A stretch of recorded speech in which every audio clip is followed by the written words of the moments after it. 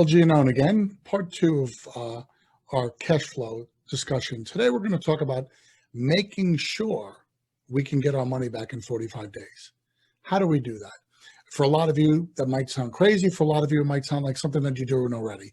But do you have a real process put together for that?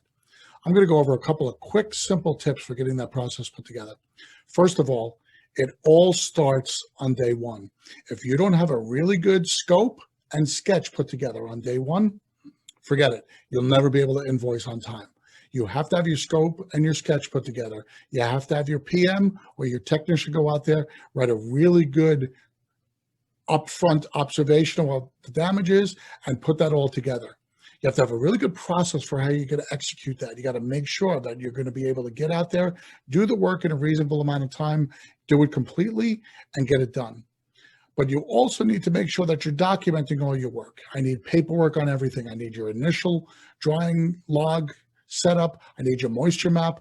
I need all of your scope and sketch tools, because when we submit our invoice, we're submitting everything with it.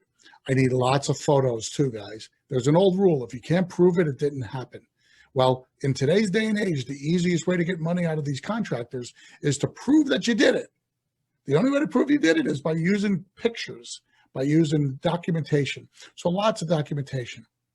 But you have to have a system in place where the guys doing all the work aren't necessarily the ones creating the invoice.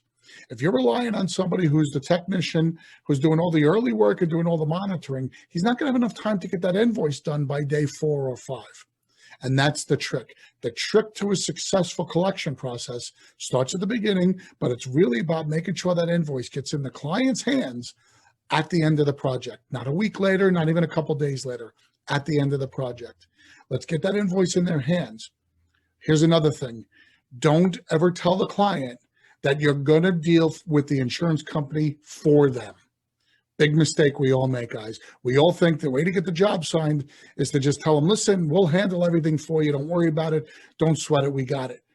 Big mistake, because that's putting us in a bad spot. We don't have a legal relationship with the carrier. So I'm telling you right now that I know this sounds crazy, but the carrier could do things like not talk to us.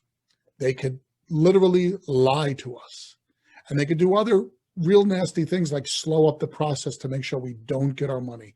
So do your best to make sure you give the invoice to the homeowner. Instruct the homeowner to submit that invoice to the carrier right away. Start following up with the homeowner and the carrier within 2 days. Get that process set. Your first conversation with the carrier should be, I gave you the invoice. I gave the invoice to the homeowner. I know you've got it. I'm just checking to see if there are any issues. That's it. Set the tone that you want to discuss the issues. They will have the chance to tell you that there are issues. Do not accept issues over the phone. You tell the insurance company or the homeowner, I need everything in writing so I can have a chance to review it and I can have a chance to answer.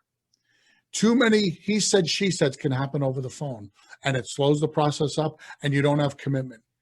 Remember, adjusters don't like putting things on paper. They want to be able to beat us up without having proof that they beat us up. So make them put everything on paper, then answer it. And when you answer it, at the bottom of those answers, say, okay, let me know when I can expect payment. See, we're setting expectations. This is not a negotiation. It's not an estimate. It's an invoice. So you always have to avoid using the terms negotiation or estimate. You will discuss issues with your invoice. If you do all those steps and you make sure that at the very beginning, we've got a really good scope and sketch, we've got really good documentation, and we've got an ability to write that invoice so it's created and handed to the homeowner on the last day of the project, you're going to have a lot of success. Hope this helped, guys. Great talking with you.